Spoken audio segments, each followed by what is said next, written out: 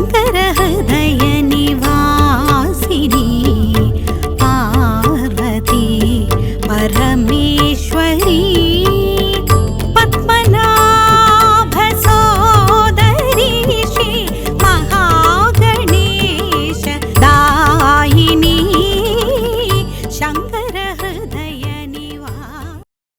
జై జగన్మాత Bagalamukhi.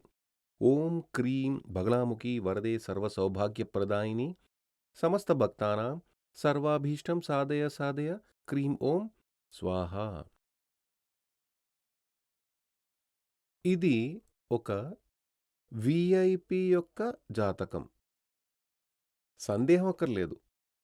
Planetary position, వయస్సు లాంటివన్నీ కరెక్టే. ఇందులో ఏ కరెక్షన్ లేదు. ఈమె ఒక 2 నెలల ముందు నన్ను కలవడానికి వచ్చారు. ఒక లేడీ, ఆమె భర్త, అదేవిధంగా భర్త యొక్క తల్లిదండ్రి, మరో వ్యక్తి వచ్చారు. అంటే ఒక లేడీ, భర్త, భర్తకి అమ్మా నాన్న, మరో వ్యక్తి అంటూ 5 మంది లోపలికి వచ్చారు. వాళ్ళు లోపలికి వచ్చి జాతకం ఇచ్చారు. అప్పుడు జనరల్గా ఇక్కడ జాతకంలో ఏదైనా విషయం ఉంటేనే చూస్తాము, లేదంటే చూడము. అంతకుముందు బెంగళూరులో ఒక అపాయింట్మెంట్ వచ్చింది. అక్కడికి వెళ్ళాను. 35 మందిని ఒకే రోజు చూడాలి. ఆ ఒక్కరోజు మాత్రమే అక్కడ ఉండగలను. తర్వాత రోజు ఇక్కడికి వచ్చి తీరాలి. ఆ 35 మందికి అపాయింట్మెంట్ ఇచ్చారు. 35 మందికి అపాయింట్మెంట్ ఇచ్చారంటే అందులో కొన్ని జాతకాలు ఎక్స్ట్రా ఉంటాయి. ఒకటి చూసిన తర్వాత మరొకటి చూడాలి అనే విధంగా పరిస్థితి ఉంటుంది. అందులో 18 మందిని నేను వెనక్కి పంపేశాను. ఆ 30 మందిలో 18 మంది జాతకం చూసి ఇందులో మ్యాటర్ ఏమీ చెప్పే విధంగా లేదు, ఏ విషయం లేదు, మీరేం అడగాలి, లేదు స్వామి చాలా కష్టాలున్నాయి, అంటే ఈ లైఫ్ ఇలాగే ఉంటుంది, ఇందులో మార్పేమీ రాదు, ఊరికే ఒక జ్యోతిష్యుని చూసి అతనికి దక్షిణ ఇచ్చి ఎక్కడికైనా వెళ్ళి పూజ చేసి, యంత్రాలు చేసి, యాగం చేసి, హోమం చేసి ఏం చేసినా ప్రయోజనం ఏమీ ఉండదు, ఈ జాతకంలో ఇలాగే ఉంటుంది. ఇప్పుడు మీకొక సందేహం రావచ్చు. పరిహారం చెయ్యి అని చెప్పిన మీరే ఇలా చెప్తున్నారే, 2 ఆపోజిట్‌గా ఉంది అని మీరు అనొచ్చు. మీ మాటకు నేనొక చిన్న ఎగ్జాంపుల్ చెప్తాను. ఇప్పుడు ఒక జెర్సీ ఆవు ఉంది, ఒక దేశీ ఆవు ఉంది. ఆ 2 కూడా ఆవులే కదా! ఈ జెర్సీ ఆవు రోజు 35 లీటర్లు పాలిస్తుంది. ఈ దేశీ ఆవు డైలీ 2 లేదా 1.5 లీటర్లు పాలిస్తుంది. ఇది దేశీ ఆవు. జెర్సీ ఆవుకి ఇచ్చేటువంటి ఆహారం ఈ దేశీ ఆవుకి ఇచ్చినప్పటికీ జెర్సీ ఆవు ఇచ్చిన 35 లీటర్ల పాలు ఈ దేశీ ఆవు ఇస్తుందా? ఇవ్వదు. ఆహారం ఇస్తే అది కూడా తింటుంది, కానీ పాలు మాత్రం రావు. అదే విధంగానే జాతకంలో యోగం ఉంటే మాత్రమే పూజ చేసినప్పుడు అది 100% వర్కౌట్ అవుతుంది. లేదంటే ఆ పూజ వల్ల ఫలితం లేదు. తర్వాత జన్మలో ఆ పూజాఫలం లభిస్తుంది. కాబట్టి అదే విధంగా కొందరి జాతకంలో చెప్పడానికి ఏమీ ఉండదు. ఏదైనా పరిహారం చేసినప్పటికీ అదేమీ వర్కౌట్ అవ్వదు. కాబట్టి వాళ్ళని తిప్పి పంపిస్తారు. అలాగే ఈ జాతకం చూసినప్పుడు పెద్దగా విషయాలేమీ లేవు. అప్పుడు నేనేం చెప్పానంటే, అన్నీ బాగానే ఉన్నాయి కదా! మంచి విద్య ఉంది, మంచి ఉద్యోగం ఉంది, మంచి రాబడుంది, మంచి ఇల్లు, వాహనం, మంచి కుటుంబం అన్నీ బాగానే ఉన్నాయి. మరి జాతకం ఎందుకు చూస్తున్నారని అడిగితే ఆయనకి లగ్నాధిపతి శుక్రుడు దశకాలంగా ఉంది. అది లగ్నాధిపతి దశకాలంలో రాహు చూపు ఉంది. లగ్నాధిపతి 2వ స్థానంలో కుజుడి ఇంట్లో ఉంది. అది ఇక్కడ కుజుడు శుక్రుడు పరివర్తన జరిగింది. ఈ విధంగా కొన్ని చెప్పుకోదగ్గ కొన్ని యోగాలు జాతకంలో ఉన్నాయి. నిజానికి అప్పుడు నాకు పెద్దగా మూడ్ లేదు. కాబట్టి నేనేం చెప్పానంటే, అన్నీ బాగున్నాయి, ఇలాగే కదా ఉంది. మంచి ఉద్యోగం, మంచి విద్య, మంచి ఉద్యోగం, మంచి కుటుంబం, మంచి ఇల్లు, మంచి వాహనం, మంచి సాలరీ అన్నీ ఉన్నాయి కదా! అవును, అన్నీ ఉన్నాయి, మీరు చెప్పినట్టే ఉన్నాయి. మరైతే ఇప్పుడు ఎందుకు చూస్తున్నారు? అప్పుడు ఆ మహిళ ఏం చెప్పారంటే, అదేమిటంటే ఆమెది ఈ పుష్య నక్షత్రం. ఆమె ఏం చెప్పారంటే, స్వామి వీళ్ళు అంటే ఆమెతో పాటు వచ్చిన తండ్రి కాకుండా మరో వ్యక్తి గురించి చెప్పారు. ఈయన మా యొక్క ఫ్యామిలీ ఆస్ట్రాలజర్. ఈయనే మిమ్మల్ని చూడాలని మమ్మల్ని పిలుచుకుని వచ్చారు. అప్పుడు నేను ఆయన అడిగాను, మీరు ఆస్ట్రాలజర్ అని చెబుతున్నారు. మరైతే ఇక్కడ ఎందుకు తీసుకొచ్చారు? మీరే చెప్పొచ్చు కదా! ఇందులో చూస్తే మీకే తెలుస్తుంది కదా! సమస్య ఏమీ లేదు గదా!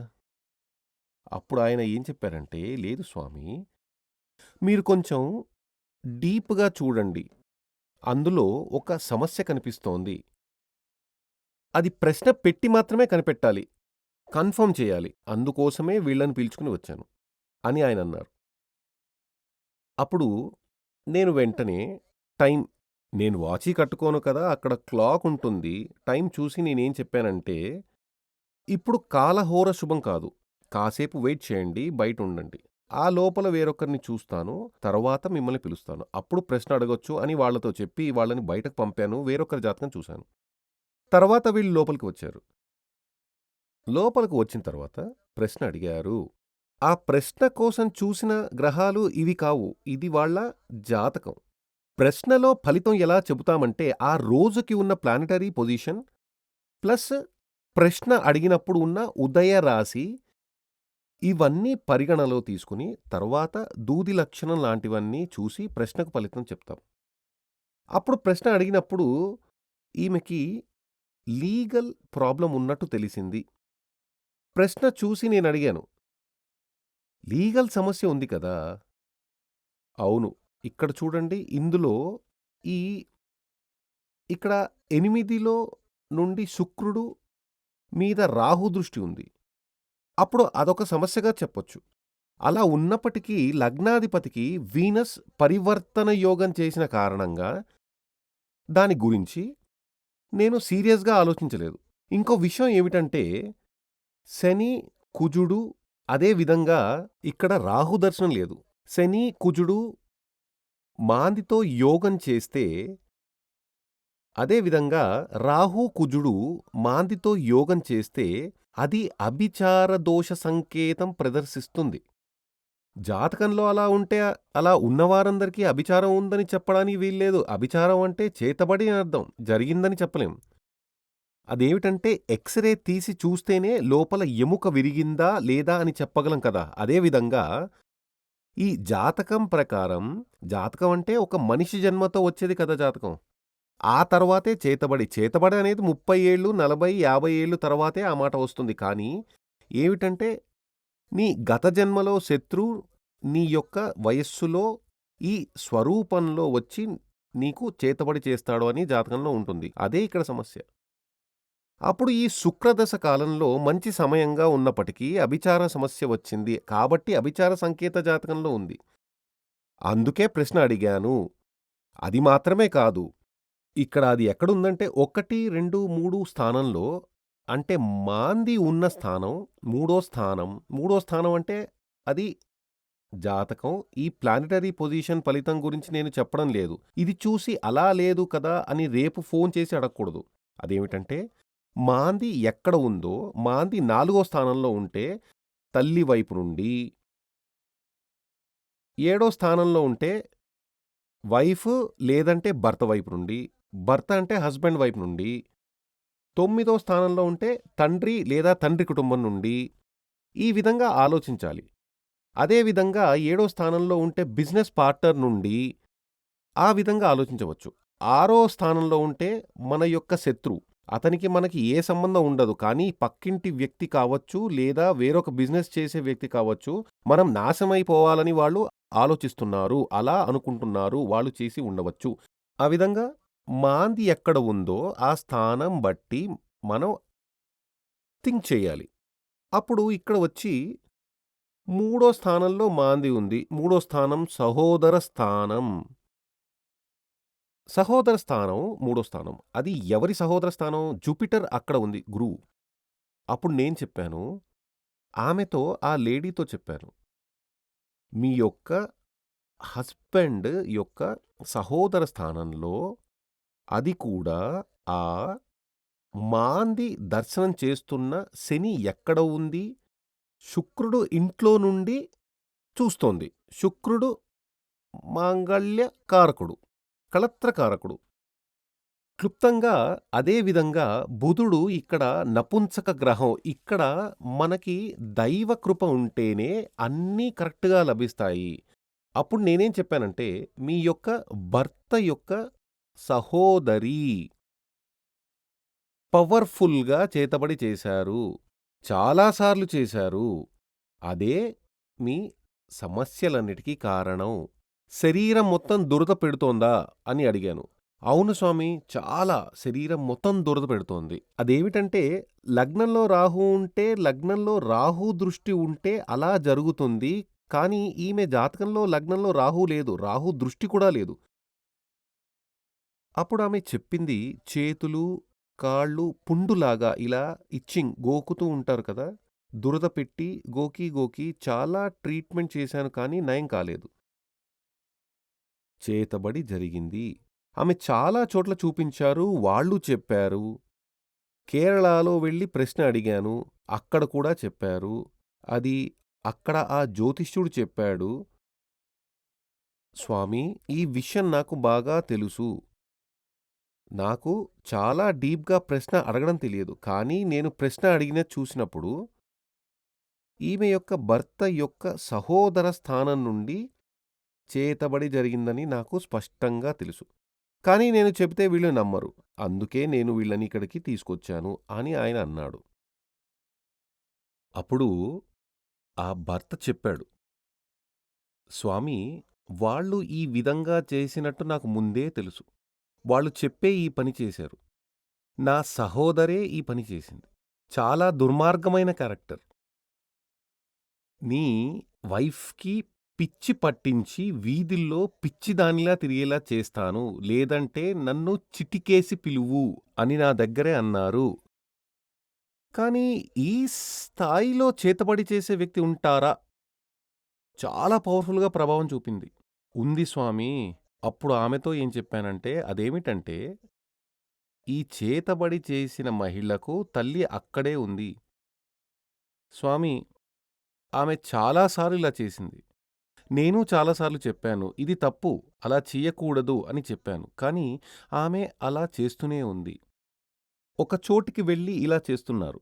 అక్కడ ఈ విధంగా చేతబడులు, దుష్ట పూజలు చేస్తున్నారు. చాలామంది ఆ దుష్ట పూజలు ఫలించిన అనుభవం ఉన్నవాళ్ళు అక్కడికి వస్తున్నారు. నేను ఇది చేశాను. నాకు ఆ ఫలితం వచ్చింది. ఆ విధంగా నేను 2, 3 సార్లు అక్కడికి వెళ్ళాను అని ఆమె చెప్పింది. ఇక్కడ చూస్తే ఆ ప్రశ్న అడగడం అనేది ఎంత కరెక్ట్‌గా ఉందో, జ్యోతిష్యం అనేది ఎంత కరెక్ట్‌గా ఉందో, అందులో ఎలాంటి మాయం లేదు, తప్పు లేదు. 100% ఇదివరకే ఒక చోట చెప్పిన విధంగా 4, 3 కలిపితే 7. అదే పైన, కింద వెళ్ళదు. కానీ మనం ఏం చేయాలంటే, శాస్త్రీయంగా ఆ విషయంలో చదవాలి. మనం ఇష్టం వచ్చినట్లు అందులో ఏం చెయ్యకూడదు. ఇందులో ఏం చేస్తాము, అది మాత్రమే మన దృష్టిలో ఏం తెలుస్తుందో అది మాత్రమే చెప్పాలి తప్ప, మనం అందులో ఏదీ చెయ్యకూడదు. ఇక్కడ నేను చెప్పేది ఇది మాత్రమే. ఇందులో ఏం తెలుస్తోందో అది మాత్రమే చెబుతాను. చాలా అరుదుగా కొందరు ఇక్కడికి వచ్చినప్పుడు ఇక్కడికి వచ్చి జ్యోతిష్యం చూసి వాళ్ళకి పరిహారం చేయడానికి ఇక్కడికి వచ్చి ఏ పరిహారం చెయ్యాలని చెప్పినప్పటికీ ఇది చేస్తే వర్కౌట్ అవుతుందా? వర్కౌట్ అవుతుందని తెలిస్తే మాత్రమే ఆ పూజ మేం చేస్తాము. లేదంటే చెయ్యం.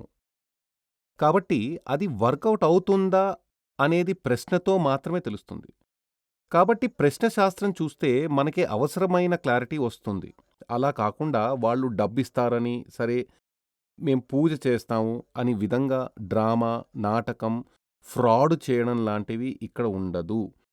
ఎందుకంటే నేను పుట్టుకతోనే సకల భాగ్యాలు, అన్ని భోగాలు ఉన్న కుటుంబంలో పుట్టాను. ఇప్పుడు అవన్నీ మహాదేవి అనుగ్రహంతో పుష్కలంగా ఉంది. ఎవరిని అబద్ధం చెప్పి, మోసం చేసి, ఏదైనా చేసి డబ్బు సంపాదించాల్సిన అవసరం లేదు. చిన్న వయసు నుండి పెద్ద కుటుంబంలో పుట్టి, స్కూల్‌కి, కాలేజీకి చదవటానికి వెళ్ళినప్పుడు కూడా డైలీ 2 గంటల సేపు గురుకులంలో చదవాలి. స్కూల్ నుండి వచ్చాక, కాలేజ్ నుండి వచ్చాక మళ్ళీ గురుకులానికి వెళ్లి చదవాలి. స్కూలు, కాలేజీ వెకేషన్ సమయంలో కూడా ఫుల్లుగా గురుకులంలోనే ఉండి చదువుకోవాలి అని చాలా కష్టపడి 16 సంవత్సరాలు చదివిన ఫలితమే ఈ జ్ఞానం. ఇప్పటికీ నేను చదువుతూనే ఉన్నాను. చాలా బుక్సున్నాయి. పాతకాలంలో ఆనాటి ఆచార్యులు రాసిన పుస్తకాలు, ఇప్పటి వాళ్ళు రాసిన పుస్తకాల్లో ఏమీ లేదు. అందులో నిజమేమీ లేదు. ఇటీవల రాసిన ఒక పుస్తకం. ఇక్కడ నా రిలేషన్ ఒక వ్యక్తి నన్ను చూడ్డానికొచ్చారు. అప్పుడు ఒక పుస్తకం ఇచ్చారు. ఆ పుస్తకంలో ఒక పేజ్ తెరిచి చూసినప్పుడు అందులో ఒక స్వామి. ఆయన పేరు నాకు జ్ఞాపకం లేదు. ఆ స్వామి ఏం రాశాడంటే, బుద్ధి ఉన్నవాడు, అది మలయాళం బుక్కు. అందులో మలయాళంలో బుద్ధి ఉన్నవాడు ఉదయమే నిద్ర లేవగానే జపమాల చేతికి అందుకుంటాడు. ఎంత మూఢత్వం చూడండి. తెల్లారి లేవగానే జపమాల చేతికి తీసుకుంటారా? తెల్లారి లేచిన తర్వాత టాయిలెట్ వెళ్ళాలి, స్నానం చేయాలి, ఎన్ని పనులున్నాయి? ఇంట్లో చేయాల్సిన పనులు ఎన్నో ఉంటాయి. ఒకవేళ సాధువులైనప్పటికీ తెల్లారి లేవగానే జపమాల పట్టుకుంటారా? లేదు. కానీ అది చదివి ఫాలో అయ్యేవాళ్ళు వేల మంది ఉంటారు. అయ్యో! ఎంత కరెక్ట్‌గా చెప్పాడు. ఆ విధంగా ఫాలో అయిపోతారు. అదంతా బుద్ధి లేని వాళ్ళ పని. కానీ బుద్ధి, జ్ఞానం ఉన్న మంచి గురువు హిందూ సమాజాన్ని ఉద్ధరించాలి. అందుకే నాకు వీలైనంతగా అంటే సేతు సముద్రంలో ఇక్కడ నుండి శ్రీలంక వెళ్ళడానికి సేతుబంధనం అని ఒకటి కట్టారు కదా! శ్రీరాముడు సీతను కాపాడేందుకు వెళ్ళినప్పుడు ఒక వంతెన కట్టారు. అందులో ఒక ఉడత అది వెళ్ళి అదేం చేస్తుంది? నదిలోకి వెళ్ళి సముద్రంలోకి దూకుతుంది. దూకినప్పుడు ఏమవుతుంది? ఒళ్ళంతా తడవుతుంది కదా! తీరానికి వచ్చి మట్టిలో ఇలా దొర్లుతుంది. అప్పుడేమవుతుంది? ఒళ్ళంతా మట్టి అంటుకుంటుంది. అక్కడ నుండి పరిగెత్తుకుంటూ వెళ్ళి నీళ్ళల్లో వదిలేస్తుంది. ఇక్కడేం జరుగుతోంది? ఆ మట్టి సముద్రంలో పడుతోంది కదా! ఆ వంతెన కట్టడానికి, ఆ సేతు కట్టడానికి అది దానివల్ల అయిన సాయం చేస్తోంది. అలాగే ఒక చిన్న ఉడతలా నన్ను కూడా భావిస్తే చాలు. హిందుత్వం అనేది ఒక మహాసముద్రం. నేను ఏం చేసినా అక్కడేం జరగదని నాకు బాగానే అర్థమవుతోంది. కానీ శాస్త్రీయంగా నేను దీన్ని చదివాను. నలుగురికి ఉపయోగపడుతుంది. నలుగురూ ఇది చదవాలి. నేను కొంతకాలమే ఈ లోకంలో ఉంటాను. ఆ తర్వాత నాలాగా వేల మంది రావాలి. సూర్యమంగళం నుండి రావాలి. ఆ విధంగా భావించే ఇలాంటి విషయాలన్నీ చెబుతున్నాను. జగన్మాత మహాదేవి అనుగ్రహంతో మీ అందరికీ ఆయురారోగ్య సౌఖ్యాలు సర్వకార్యసిద్ధి జరగాలని ఆశీర్వాదం చేస్తున్నాను. శ్రీ సూర్యమంగళం అద్వైత వేద విద్యాపీఠంలో తాంత్రిక పూజల్లో సిద్ధహస్తులైన ఎందరో ఆచార్యులు అమావాస్య, పౌర్ణమి రోజుల్లో ప్రత్యేక యాగాలు నిర్వహిస్తారు.